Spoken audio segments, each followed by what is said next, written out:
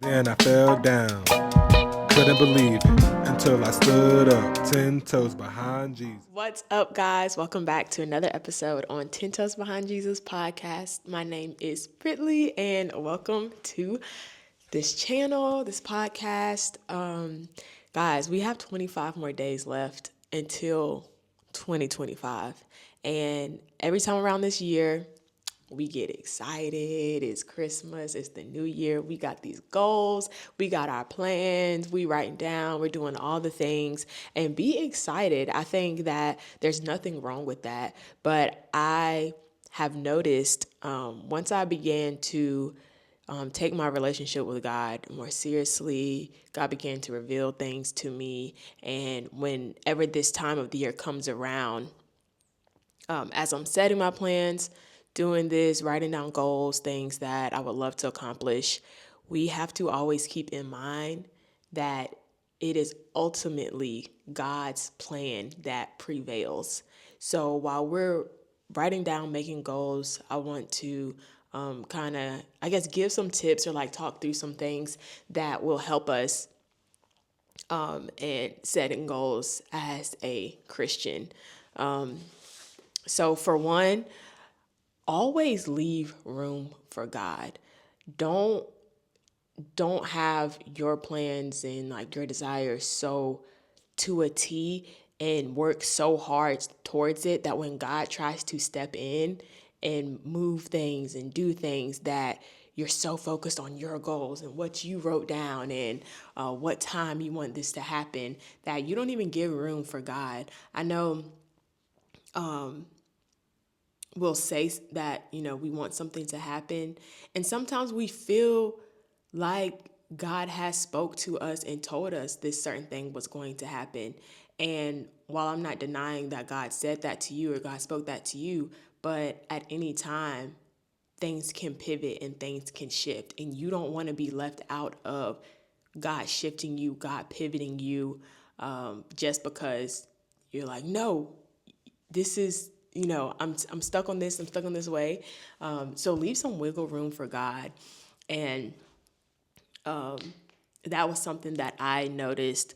I can't remember what year it was, but it was such a good year. God did so much, but it was nothing that I put down on my plans list, my goals list. And what actually happened was the things that I put down, they were good, but for that year, it wasn't the right timing for it. In fact, I had to go through a process of things before I could get there. And so these are things that God knows, but we don't necessarily know. So that's why we really have to let God lead us and let God guide us. Now, I'm not saying just, don't prepare for anything, just be out here wilding and blindly oh God, but because we still want to, make sure we're handling business, getting things done in order. But that is the beauty of following such a great king. You know that God has your best interests. And if you don't know that, I'm telling you now, God has your best interest. God, you cannot want better for yourself more than what God wants for you. I hope that makes sense. You cannot want better or more for yourself more than what God wants and has for you. God is on your side. God is on your team. God is your biggest cheerleader. He's your biggest fan. So sometimes just because we go through certain things, we feel I know what's best. This isn't good for me. This is not for me. God's really? You know what's best? That's funny because I can see what happens tomorrow. You can't. I can see what happens next week. You can't. So I think you should just leave it up to God. I think you should just give it up to God. When you think about it, it's I think I should just give it up to God. Another thing with your New Year's resolutions and setting goals and things like that, give yourself grace. Allow room for error. Allow room for failure. And because we're human. That's going to happen. And when that does happen, we can't let it be the end of the goal. We can't let it be the end of the world, because that's what the enemy wants to do. He wants you to let one thing take you all the way off track. If your goal is to read the Bible every day, that one day you miss, the enemy wants you to say, oh man, I already messed up. I missed this one day, so it's just over. I'll do it again next year. No, allow yourself grace to say, okay, I missed this day.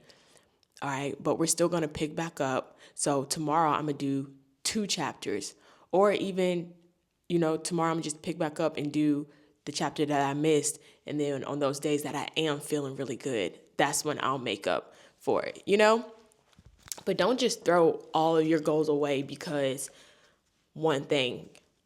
That's what the enemy wants. He wants that one thing to stop you, And the whole time, if you just don't give up and keep going, you're going to make up for all the times you messed up. God is a redeemer of time, but God cannot redeem your time if you give up, right? God cannot allow you to hit that goal in the last month of December when you thought you would hit it in March. God can't do it if you already gave up, switch careers, switch partners. Oh gosh, switch partners, switch things. Like you cancel yourself out of the blessing. Like that has nothing to do with God. That was all on you. So allow yourself grace, give yourself grace. That is something that I've learned. I used to be so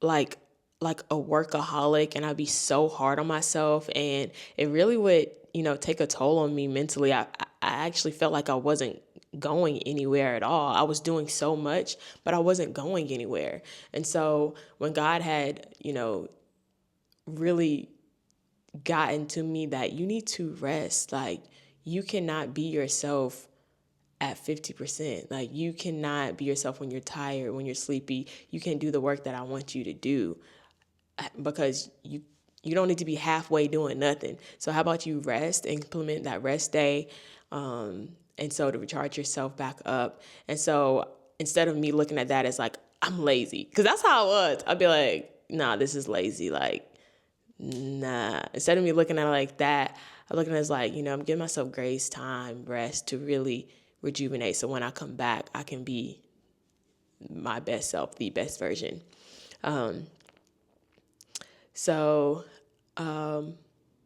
Yeah, I think that's it. Really just along those lines, the biggest thing is just making room for God. Making room for God. It's good to set goals. It's good to write it down. It's good to be excited, It's good to be motivated. It's good to be encouraged. But at the end of the list, but Lord, I just want your will to be done. These are things that I believe that I want, because honestly, we don't even know what we want. When we truly think about it, we don't even know what we want ourselves.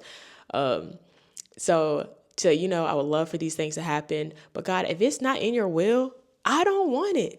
Like, I don't want it. I only want what God wants for me. And that is the end of this video. Comment some of your goals down below. I would love to hear what you guys are looking forward to in the next year.